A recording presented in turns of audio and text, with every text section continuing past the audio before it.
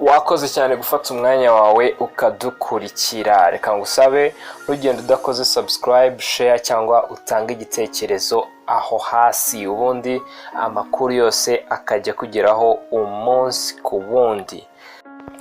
Mu Rwanda kwambara agapfukamunwa byamaze kugirwa itegeko, ni ukujya ugakuramo ugiye kurya, gukaraba no kuryama gusa.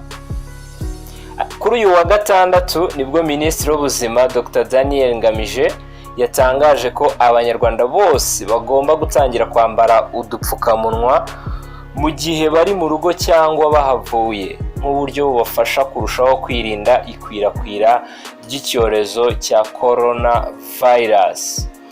Minisitiri w'Ubuzima atangaje izi ngamba nyuma y'uko guverinoma yari imaze kwemeza ko iminsi yo kuguma mu rugo igomba kongerwa ikazageza ku itariki ya 30 Mata uyu mwaka. Ubusanzwe amabwiriza yavugaga ko abambara udupfukamunwa n'amazuru ari abantu bafite ibimenyetso bya coronavirus cyangwa barimo kwita ku muntu wayanduye. Ariko ubu siko bikimeze, kuko buri munyarwanda wese asabwa kwambara agapfukamunwa ahari hose igihe cyose, yaba ari mu rugo cyangwa ahavuye mu gihe biri ngombwa.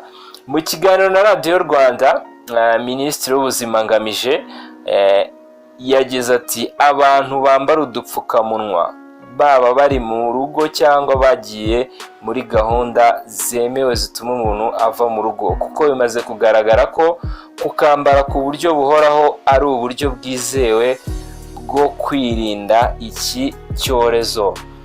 Minisitiri w'Ubuzima yakomeje avuga ko utu dupfukamunwa tugiye kongerwa ku isoko ari twinshi, kuko inganda ndetse n'ibigo bitandukanye byamaze guhabwa uburenganzira n'ibyangombwa byose kugira ngo bitangire bikore utu dupfukamunwa tugere ku masoko ari twinshi, bityo bikazajya byorohera buri muturage kukabona hafi kandi bitamuhenze. Minisitiri akomeza avuga ko mu mpera z'icyumweru hari udupfukamunwa tuzaba twamaze kugera ku isoko, ku buryo uzadushaka wese yakagura akakambara. Umwihariko kuri utu dupfukamunwa turi gukorerwa mu Rwanda ni uko azaba ari udupfukamunwa tudasanzwe, ushobora kugafura nyuma ukongera ukakambara. Kakaba gafite ubuziranenge bwo gufurwa inshuro 5 zose. Ushobora kukagura ukakambara kagasa nabi ukagafura ukongera kugeza ugafuze ku nshuro ya 5, akaba ari bwo ushobora kugahindura ugashaka akandi. Uyu mwanzuro cyangwa se izi ngamba zije ziyongera ku zindi zari zisanzwe, arimo gushishikariza abantu gukaraba intoki kenshi gashoboka n'amazi meza n'isabune cyangwa bakoresheje imiti isukura intoki. Imibare ya Minisiteri y'Ubuzima yo kuri uyu wa gatandatu tariki ya 18 Mata igaragaza ko habonetse undi muntu umwe wanduye coronavirus mu Rwanda mu bipimo 712 byafashwe mu masaha 24. Ibi bikaba byatumye umubare w'abamaze kucyandura bagera ku 144. Hanakize kandi abandi barwayi 4, bituma umubare wamaze gukira nawo ugera kuri 69. Minisitiri Dr Ngamije yavuze ko imibare y'ubwandu bushya bwa coronavirus mu Rwanda yakomeje kumanuka.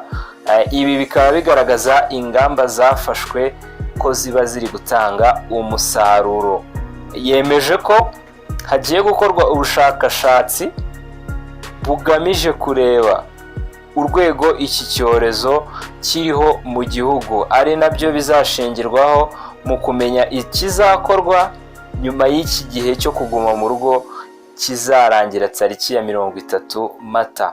Uretse kugenzura ubwandu mu gihugu, Ku mipaka naho hakomeje gushyirwa mu bikorwa ingamba z'uko umuntu wese winjiye mu gihugu ahita ashyirwa mu kato k'iminsi 14 kugira ngo akurikiranwe harebwa ko atanduye coronavirus. Kugeza ubu ku isi yose, ku rwego rw'isi abamaze kwandura iki cyorezo bagera ku bantu 2,200,000 barenga, naho abamaze gupfa ni 159,000, abandi basaga 590,000 bo bakaba bamaze kugikira. Iyi mibare ariko ni imibare igenda ihinduka umunsi ku wundi, isaha ku yindi irahinduka. Kugeza ubwo twakoraga iyi nkuru nibwo bari bamaze, iki cyorezo cyari kimaze kwandurwa n'abantu 2,200,000, ariko nyuma yaho ushobora gusanga byongeye byahindutse kuko bihinduka buri saha, umunota ku wundi. Ngayo nguko rero dukomeze dukurikize izi ngamba ziri kugenda zishyirwaho, kuko ni ku bwacu, ni ku bw'ineza yacu, ni kubwo kurengera ubuzima bwacu.